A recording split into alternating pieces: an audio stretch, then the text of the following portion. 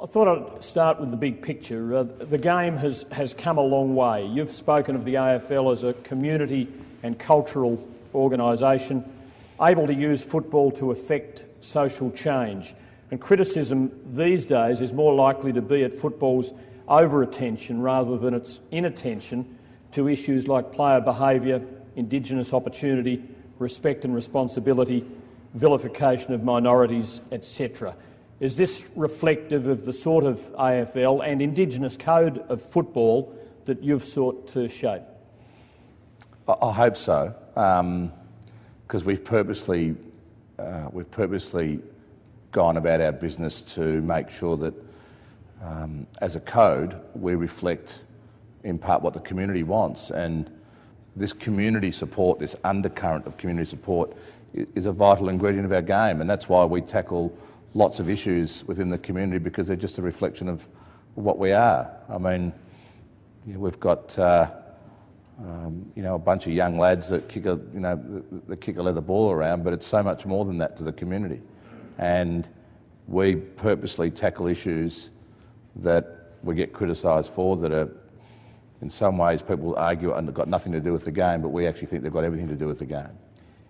The AFL hasn't always been as socially progressive. Do you hope and do you believe you have entrenched it as that sort of organisation? Oh, look, I hope so, because we operate a very socialist regime. I mean, the whole code's about equalisation, Tim. As you know, we try to make the teams that are performing poorly, get to climb the ladder quickly through draft picks. We have a salary cap and a draft. We equalise and centralise a lot of our revenues. So the game in itself has been designed to be as equal as possible. But on top of that, regardless of the organisation and regardless of any business, you sort of hope that your business reflects the values of your leader. And I think people sort of know what I stand for. I hope they do. I try not to leave any grey areas, and at the end of the day, if someone else comes along, they will impart their own style and their own values on an organisation. I think through a really wonderful team I work with, we've all signed up to the same mantra, and that is to be a very socially responsible football code that really respects our supporter base, our community base, because we actually feel a deep sense of obligation to the game.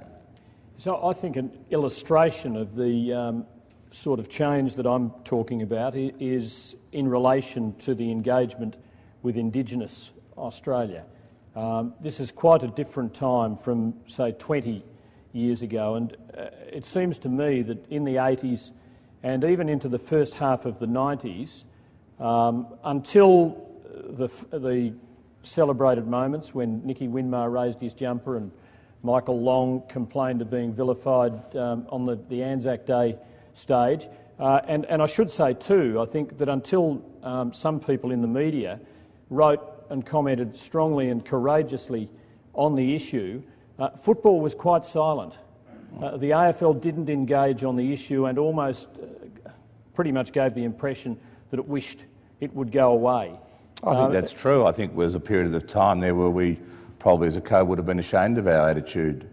But I think we pretended it wasn't there. Yeah, there were clubs that purposely went out, Tim, and said they wouldn't actually recruit an Indigenous player because they were too much trouble for them, And there are the two pivotal moments, as you've said. The Nicky Winmar raising of the jumper is a very powerful image, incredibly powerful image. The Michael Long stance that he took was an incredibly courageous decision on that stage, the Anzac Day stage. And I'll never forget that press conference where he wasn't going to put up with any sort of spinning of the issue. I mean, he was determined to make his voice known. And, from then, I think the AFL took a very, very courageous decision. It consulted with the Human Rights Commission, came up with a racial and religious vilification policy, sought expert advice. And that was the catalyst for a significant shift in the attitude of our players on the field to any form of discrimination. We weren't going to tolerate any form of discrimination. And then I think that's actually extended over the fence into the crowd. You know, if there are people out in the crowd now who are actually vilifying someone, it doesn't need a security guard or the police to intervene. It'll be another member of the crowd that takes them to task. You know, that's how powerful it's been. I think it's changed, had a significant change in Australia, what that policy's done. And as an extension of that, we've also seen, we've got 87 Indigenous players playing now when 10 years ago we had 20. And we will have 100 playing within the next few years. And that represents, 11 or 12% of our workforce on field is Indigenous, and that's a significant achievement, one that we're very proud of. And we've got 87,000 Indigenous participants in the game at any one time. They actually use football in parts of Australia to keep kids at school, to stop them using alcohol or drugs, or to stop them being, to stop them, involved in things like sniffing glue. I mean, it's a very powerful thing, football. And we're very proud of what the game has done. And importantly, they've brought so much to the game. I mean, the game is an infinitely better game because of this wonderful contribution that Indigenous players. And I don't think it is a coincidence that we've got an Indigenous game that's actually got such wonderful contribution from the Indigenous players. Moving on to another issue. I mean, it's obviously an issue we could talk about for a long time, but you mentioned the word spin. Can I ask you, is that something you wrestle with? Because people are watching an election campaign unfolding in this country at the moment, and I think as a nation we're getting fed up with it. We're getting fed up with the opportunism and with being taken for fools and all of that sort of thing. And yet, I guess overseeing an organisation as prominent as the AFL, living under the public spotlight as a professional person as you do, those of us who work in the media believe that the AFL is quite capable of it too. How do you deal with that? The fact that it's an undesirable aspect of public life, but perhaps it has become an imperative of it as well.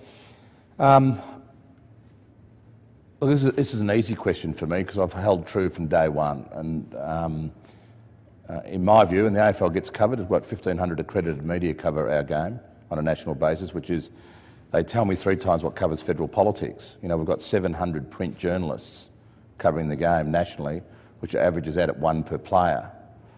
So if you think about the newspapers, you think about online media, and the speed of this media now, you think about television, radio, it's an explosion of coverage. So I've got golden rules, Tim, and I've never wavered from them, and I'm very proud of them. The first one is, I just don't believe in spin. In my view, people actually want to hear people talk in a language that they understand. Some people might believe this is spin. Well, they might, but I'm consistent on it. I actually believe that spin is pretty boring, and people have seen through it. You just articulated a view which I share, and that is, I think we will become tired and when people actually see through spin. And there's a lot of spin merchants out there actually making a living off this. In my view, people want to hear people speaking plain English in a language that they understand, and they actually want to hear people telling the truth. So our second golden rule is that we never lie. We never ever lie. Mislead. Any one of my staff members lies to the media, they're out. They are allowed to say, I won't comment, I prefer not to comment, but they're never allowed to lie. The third thing is they must always return calls to the media. Always. We do our best to try and get back to the media. I think the media plays a prominent role in our game. It's why the game's so big. It's got 95% of very, very positive coverage. It's got another percentage which is a critique on the game, and they're just opinions. So my fourth golden rule is I tell my staff, don't worry about opinion pieces because they are just that, opinion pieces. You have the right to question people on fact. You have a right to pick up the phone and say to a journalist, hey, that was wrong, you need to correct that. But you don't have a right to say, I don't like your piece and you're a bum, you're a bum. And I find that really distasteful if people do that. And the last thing is I've never picked up the phone and rang an editor of a newspaper or a media organisation and told them to pull a story, because I just don't believe in it. I don't believe in it, and I find it really abhorrent that people try to actually interfere in editorial freedom. And I don't do it, our organisation doesn't do it, but we do believe we've got the right to challenge people on fact. Bearing in mind that the AFL exists primarily to run a football competition, is there a balancing act involved in dealing with the different sets of ambitions that you have, putting on the best football competition that you can, and also operating as a social and cultural leader? Look, there is. I often tell people that someone once said to me, what would you say to your successor? And one of the things I would certainly say is that you're forever balancing almost the rights and the demands of your stakeholders. And if you think about them, we've got our clubs are a significant stakeholder. You know, they're shareholders in the AFL. So they've got their priorities and their issues. We've got our players. They are a significant part of our competition, a very important part. They put the show on.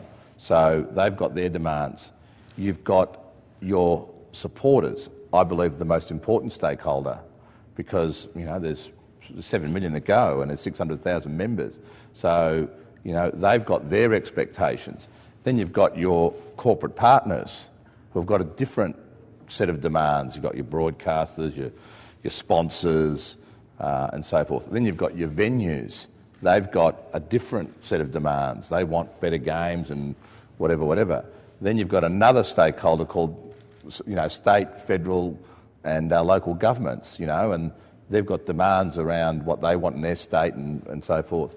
So you are playing this balancing act all day, every day, and you're in a constant negotiation and trying to grapple with these things. And the perfect example is today, what we're living through now. We will probably in the next few months finalise a broadcast rights agreement. Once that's finalised and you know the sort of money that you've got with the sort of other projections you've got, you sit down and you think, what are we going to do for the next 5 years with the game and these dollars? So you're going to try and work out what's fair share for the players, what's fair for the clubs. What do we need to develop the game and grow the game at grassroots? Do we need more ovals? Do we need more facilities? Do we need to put more into New South Wales and Queensland? Do we need to think about global, perhaps taking the game around the world? Do we need to invest more in women? Do we need to invest more in multicultural, which is another priority of ours? So this becomes a balancing. I'm trying to say to the clubs, I know you want $10, but you might have to have 8. Players, you might want X, you're going to have Y. We need X for what we need for our purposes. So it's a very difficult task, but one which we've done before and will continue to do. But you're forever balancing the rights, quite rightly, of stakeholders. A very specific example, which I want to address now, is the matter of drug testing, where you allocate certain funds to testing for performance-enhancing substances in line with your responsibility as a sports administration, while reserving other funding for an illicit drug testing program, which is a unilateral AFL initiative. There is an obvious question of balance, and it does open the door to a discussion particularly about the illicit drug testing program. For a start, can I ask you why you do more tests for illicit drugs than you do for performance-enhancing drugs? Right, so on the issue of performance enhancing, we'll start there. We've been doing that since the early 90s. We've conducted thousands of performance enhancing tests for steroids and the like, to classify them.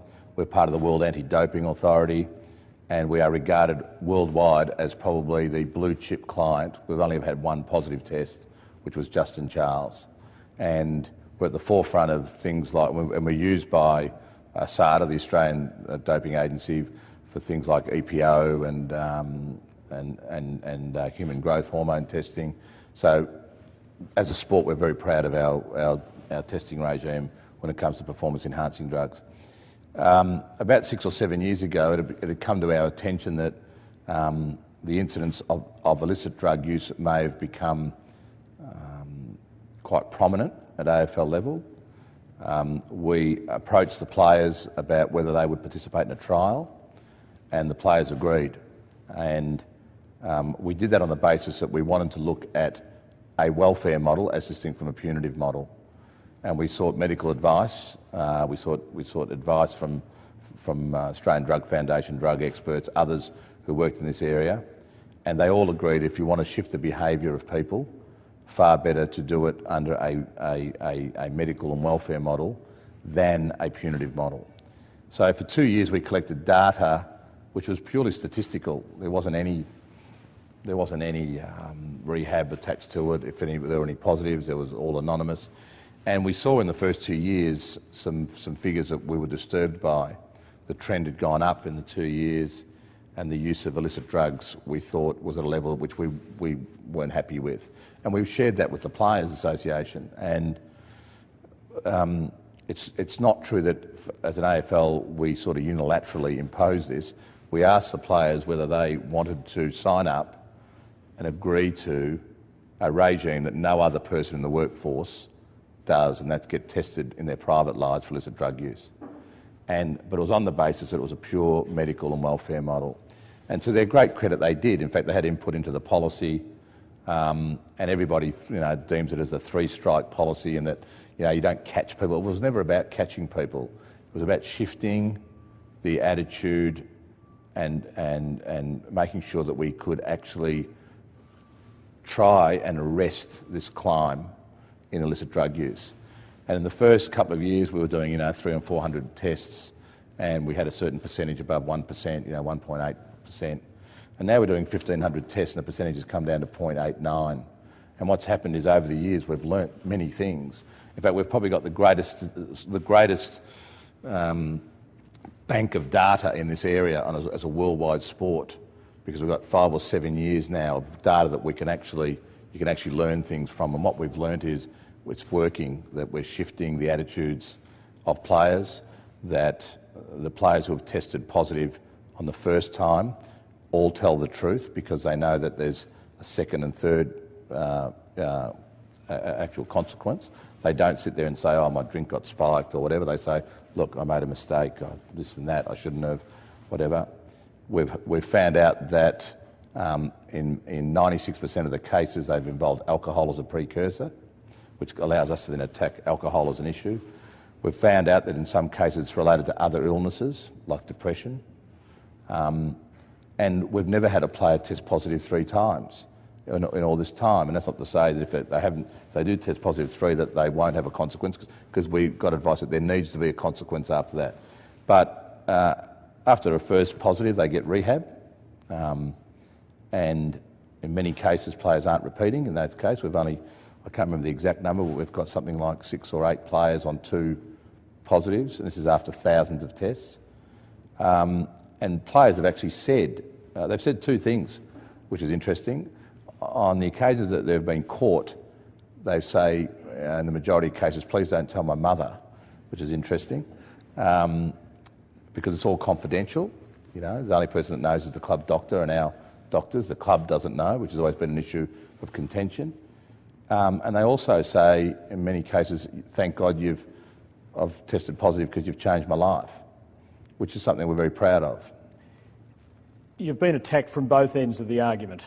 Sure. From those who believe that the three-strike policy is too loose. Yep. I'm not going there because we've got limited time, and I'm not one of those who has been critical of that aspect. I have been critical, though, of the fact that it requires players to give up privacy and freedom in a way that is not common within the Australian workforce. Now, I did hear you say in delivering the Dame Elizabeth Murdoch lecture a few years ago that all sports should run an illicit drug testing program. So is that to say that for any person to be eligible to play elite level sport, they should have to subject themselves to testing for illicit drugs? I'm not suggesting it's compulsory, Tim. All I know from our code and the benefits of our policy for what it's done for our code, I think it's had a significant shift in arresting a climb in illicit drug use.